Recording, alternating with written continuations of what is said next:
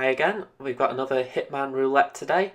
It's based on the A House Built on Sand DLC, and we're going to be starting in the Consulate Plaza. We're going to be killing Matthew Mendola with a sniper rifle as a food vendor. We're going to be taking out Tuo-Kwang with an explosion accident as the Handyman, and we're going to be exiting via truck. Also, we're not going to be using firearms as distractions or to destroy objects. In that instance, I haven't bought one. I've left all my pistols. Well, I haven't bought one. First things first, I'm after a bodyguard disguise. Where the question mark or the light bulb up there, that's where I'm going to get it. I've bought a melee weapon for an easy takedown, but you can subdue him and it won't affect you. So we're just going to drag him into a crate to hide the body, pick up his pistol as well, just so no one spots it. And that's the first part of the route done. The tricky part about the criteria for this one is actually getting the disguises. So the food vendor, we've got to get that now, because if you wait a little bit longer it becomes more difficult to get the outfit. So if we just go around this corner, a food vendor will be around here shortly. We can then pacify him, hide the body just behind this little area here. No one will find him. So here he comes. Like I say, he's the only one I've found that's reliable for a location, so just subdue him. I've used the melee takedown again, the melee weapon. Again, you can subdue him, there's no problem with that. To be honest, I just wanted an excuse to use the Okinwa Tonfa, as it called, so it was a nice little experiment with it. So I've got the bodyguard disguise on, and now we're going to go to the meeting place where the two targets go to. So we turn left here and we go up the stairs to the lamp store rooftop. The one little problem I have with this route that I've created is that there is a bit of mass pacification about to happen. There's 3 people up on this roof and we need to get rid of all of them.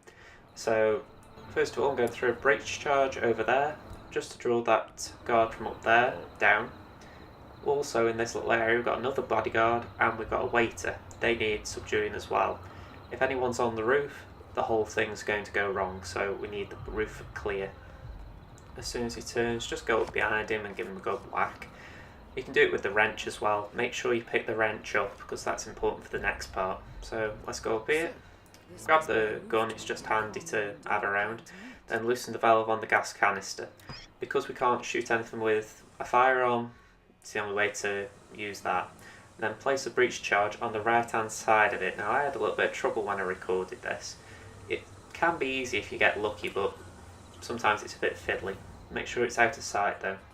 Okay, so once you've done that, turn off this radio system or whatever it is, and the bodyguard will go over to investigate. When he's out of sight of the waiter, knock the waiter out, then go knock him out. It is for this part really that I did bring melee weapon with me, because even though I knew there was a wrench, it did mean that if I needed to rush, I've got 2 weapons on me. It's just to make sure that you do take them down in good time. Again, the rooftop needs to be clear, so we've got to hide both bodies. There is one on the roof to the right, so if you want to drag one of the bodies that way, you can do. I just found it easier to drag both of them down the stairs, and I didn't think there was much of a time difference.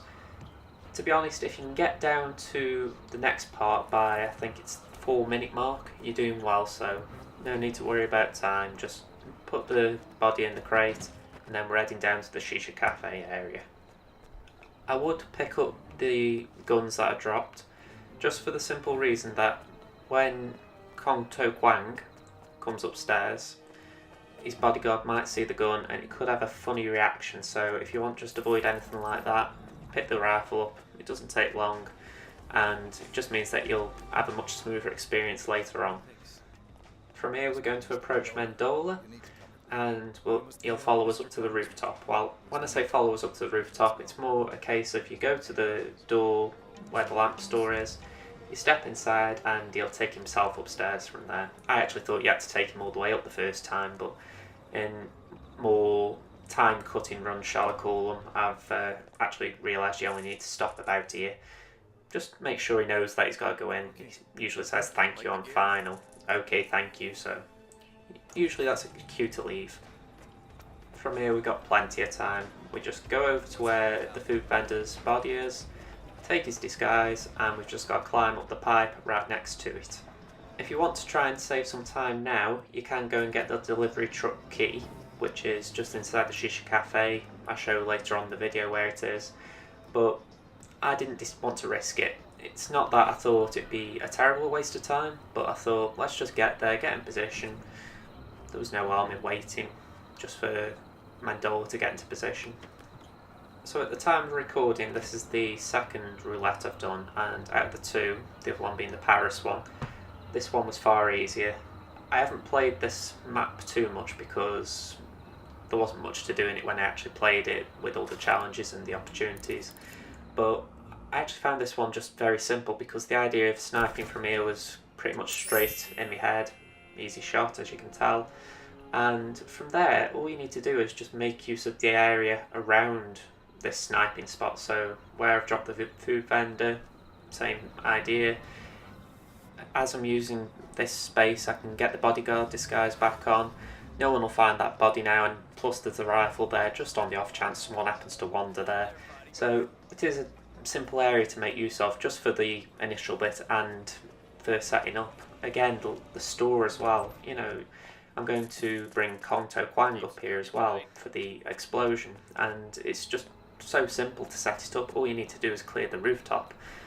Compare that to Paris and the idea of using the hatchet and the letter opener.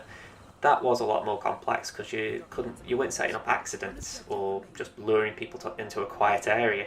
You were having to sneak around a lot more. So this one was easier and more enjoyable, but as far as challenges go, I did prefer the Paris one.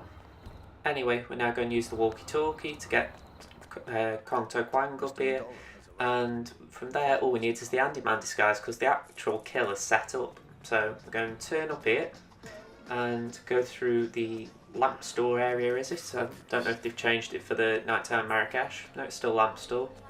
And up ahead there'll be a handyman. Now we don't actually need to do anything with him, but on the table next to him is a maintenance room key. So we're going to go down here and take a left turn, and just on the left is the maintenance room. Use the key to open up the door, and inside is a handyman disguise. As disguises go, you can't get much easier than that. So once you've got that on, we're going to go back into the Shisha Cafe and get the key that I mentioned earlier for the truck. So the only tricky bit from here really, and I'm using tricky just to describe it, it's not actually difficult, is knowing when to blow it up. Because Kwang does actually take a bit of time getting up there. I don't know, maybe he just takes a really slow walk, but I get to the truck in pretty good time I feel. Yet by the time I'm there he's still messing about up the stairs, so I don't know if he slows himself down talking to guards or something like that, but anyway, there's a little bit of a wait until I can blow him up. I ended up using this time to try and find a good spot to use the remote breach charger detonator, because obviously that's an illegal item to hold, so there was something to do whilst waiting here, but to be honest I actually found the spot I needed straight away, but that military officer put me off. I thought, oh, is he going to stay there? But he'll wander off by the time he's ready to be killed. So in the meantime, I'm just going to say thank you for watching this video, and if you haven't already, please subscribe to my channel. I'm trying to gain new subscribers, but I appreciate anyone who just views my videos anyway. It just makes me feel like someone is taking the time to actually view stuff that I've worked on. So thank you very much for taking the time. Even if you don't give me a like or subscribe, I just appreciate the view, so thank you very much.